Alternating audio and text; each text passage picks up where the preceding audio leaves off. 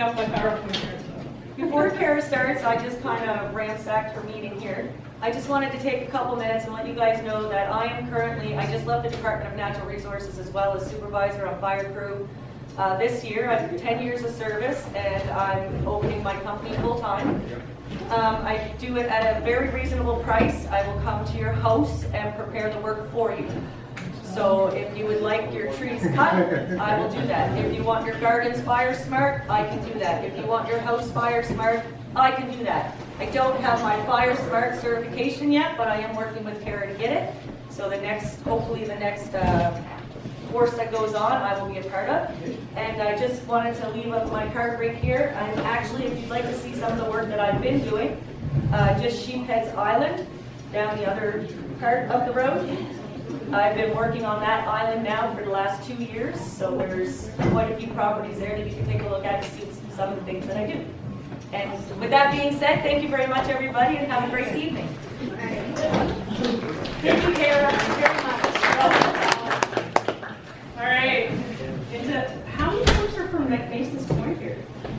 All of you? No. What did you do after the whole community? Wow, I gotta say, pretty impressive. Hi, Rhonda. Thanks for coming, everybody. Yeah, so like Pam said, I kind of just started with the Halifax Regional Fire. But so you know who I am. I have 30 years as a volunteer firefighter, both with Halifax Fire and with 2 other fire stations. I'm with Stewiacke currently. I was with Search and Rescue, but I figured in this new role I need to put my feet on the ground and focus. So I left Search and Rescue to come to this job, but I also have roughly 30 years with natural resources, anywhere from wildland firefighting right up. And yes, I was 10 when I started. But I do also, I was the wildfire prevention officer for the province, and I ended up traveling around, and my reason for coming to Halifax was to slow down. That was a mistake. I haven't slowed down yet, but at least I'm only focusing on one county now, and certainly a county that's been hit really hard in the past year. But I also serve as the fire investigator and public information officer for natural resources when I was there. So. I'm going to talk and skip through a lot of slides because I don't want to consume all the time, because I know we have Erica here too. And then you guys have some more slides at the end, right? Okay. So how long? Just 2 hours is good. Oh, no, that's too long. We won't go that long, I promise. The most important zone around your home and your property is the 0 to 1.5 meter. We need that to be completely non-combustible now. With the way that things are changing, and people often ask me, like, why are wildfires getting worse? And there's not one answer, it's a multitude of answers. So certainly climate change is part of it, but is it the bigger component? Not in my mind. I've looked at a lot of research papers, and I've collaborated with a lot of folks across Canada, and one of the biggest things I'm finding is that we have more fuel available in our woods, and this is the bigger issue. And I hate to say that prevention and suppression have actually aided in that increase in fuel load, but it has, because we're putting fires out, rightfully so, for public safety. You know, we're trying to get things under control so people don't get hurt, homes don't get burned. But what we're doing is taking away part of the natural landscape management that we have in our province. And our biggest problem is the youth and our children don't want to manage grand piece of woodlot. They're not interested in forestry like you guys were, or myself.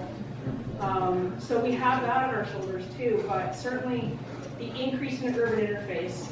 Dr. Jen Beverly from Saskatchewan did a study, and she identified that the Maritimes had the most extreme risk for at least one structure to be impacted on every wildfire we have. That's scary. You know, I never ever thought that Westwood Hills would be impacted by the fire that we had last season. Never in my mind. I did the assessment back in 2017, and as you guys probably saw my really shoddy looking map with the circles all over CBC. last year. I swear I didn't have ArcGIS then, that's why. And did I think where I drew that red circle at the top of the hill, did I think it would ever happen? No way. No, not in a hope in heck.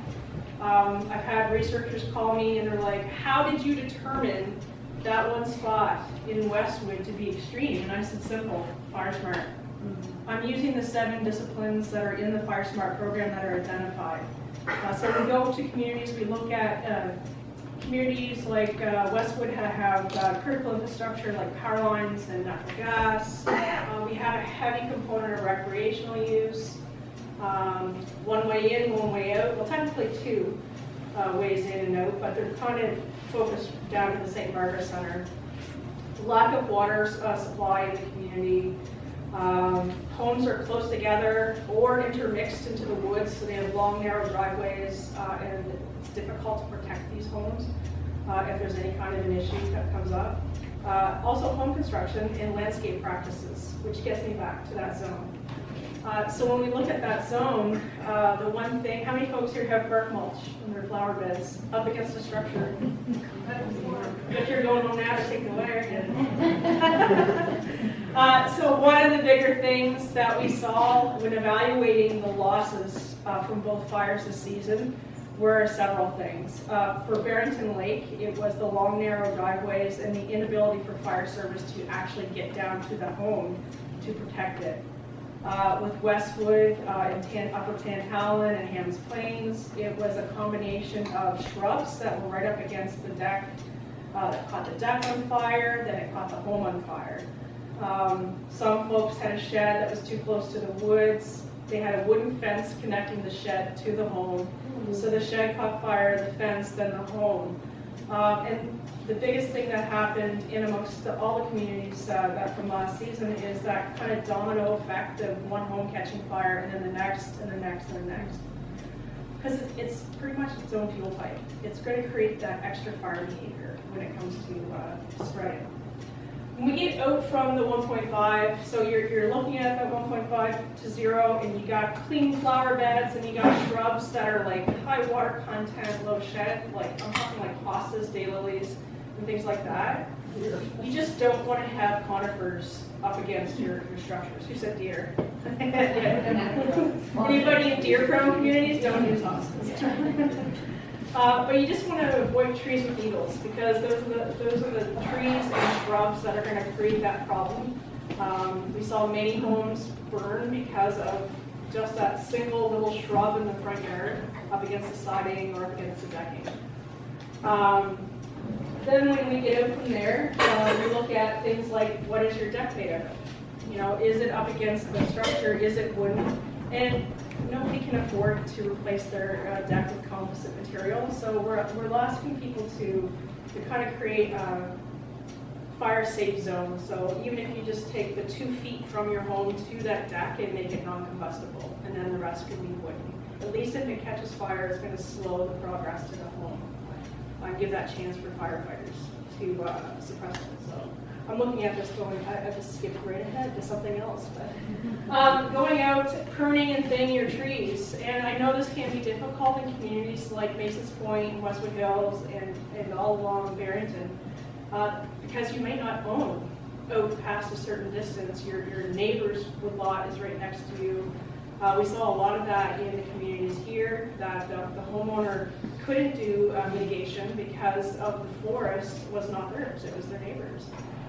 So collectively, getting together as a group and doing mitigation in multiple homes or in an entire community is more effective.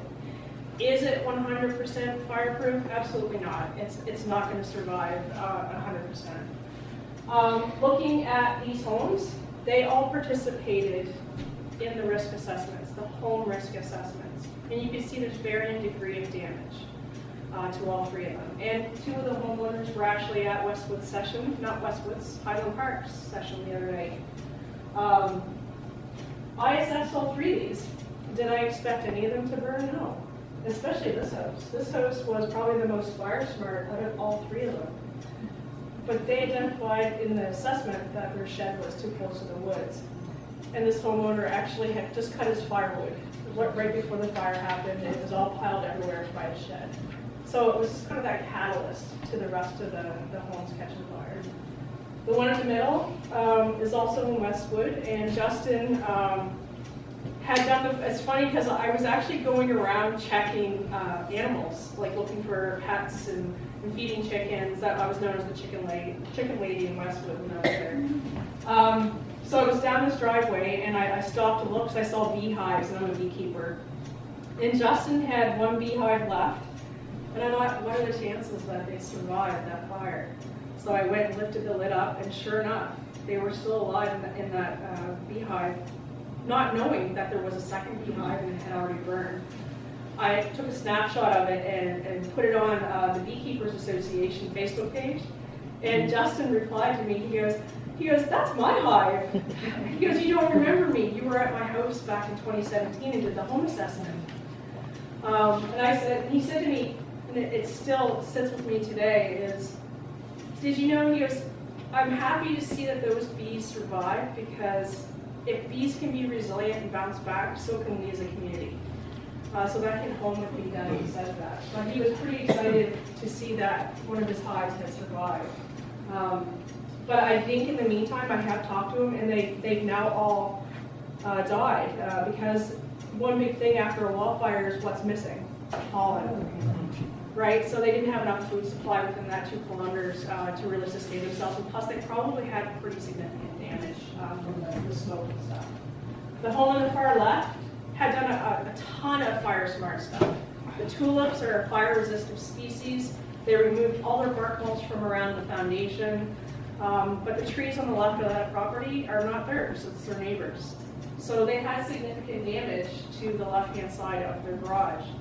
So you can see if you had collaborative efforts between all neighborhoods, that maybe they wouldn't have had as much damage done to that property. Well, that's a hard one to see, isn't it? Can you read it from back there? I can't read it very well from here. I'll talk about it quickly. Biggest drivers for that red, yellow, green map that you see every day is the wind and the humidity. It could be 0 degrees Celsius, and if we have 50-kilometer-hour winds and a 10% humidity, we're still going to have severe wildfire impacts. And that's usually what drives our map to the yellow and red that you see. Now with Halifax, we're looking at increasing red flag warnings, which are like fire behavior warnings for folks when we get to a certain level. So we're trying to create some kind of a mobile version that you can look at it quickly and know that it's a fire danger. It will send you alerts, those kind of things. But it's in the works. Fuel, topography, weather are all drivers in how a fire behaves. So looking at the communities here, Mason's Point is no exception, is pure softwood, and one of the bigger drivers for fire spread. We see that in a lot of coastal fuels. And the reason why we have what we have here is because of past fire currents, disturbances. So if you see oak, jack pine, those are species that will come back after a large wildfire because they propagate by fire. So that's why they're coming back. Time of year. Natural Resources spends the better part of the winter analyzing how dry it is by working with Environment Canada, looking at drought conditions, looking at snow melt, and then kind of analyzing if we should start the weather earlier in the spring because of all that. Now this year, we were fortunate, we had rain. Basically, I didn't know Scotians pray too hard from last May right through because it's been raining since last year. But it only takes 12 hours after a rain event for it to dry back up. And we're into it already. New Brunswick had no burn on today. So we could be back into no burn if we have no rain, which I think we have rain coming. I don't know whether keeps here. Just what? Yeah, so pray for some more rain, but this time of year is the most critical. From now until mid-June is when we see the most dangerous fire behavior, because all the energy in the trees is going into new leaf production right now. So that makes the limbs and all the branches really, really dry because of that. The second thing is what we call pre-green up. So it is starting to get there, the leaves are starting to flush out and the grass is turning green, but it's still really dry out there right now, and plus all those other things. How do homes burn? There's 3 different ways, but the most common one that researchers have done studies on is ember transfer through fire smoke.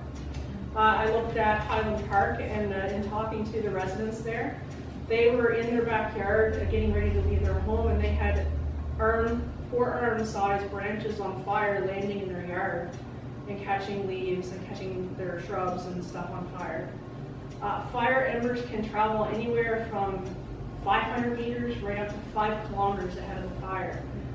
So don't think if you live in rural Halifax that it'll never happen. There's still that chance that that fire ember can land in your gutter or in some kind of deck furniture, in that bark mulch, or in those cedar shrubs that are in your front yard. But that's the method we see the most transfer. So here you guys can't see it, but they had roughly 1.5 feet of bark mulch in their front flower bed, and a fire ember landed in that bark mulch and then caught the siding and then the soffit on fire. These are all pictures from the Porters Lake fire from 2008. So we have had 3, 4, 5 significant fires in the past couple decades that have burnt structures. Just go. Oh, they got it.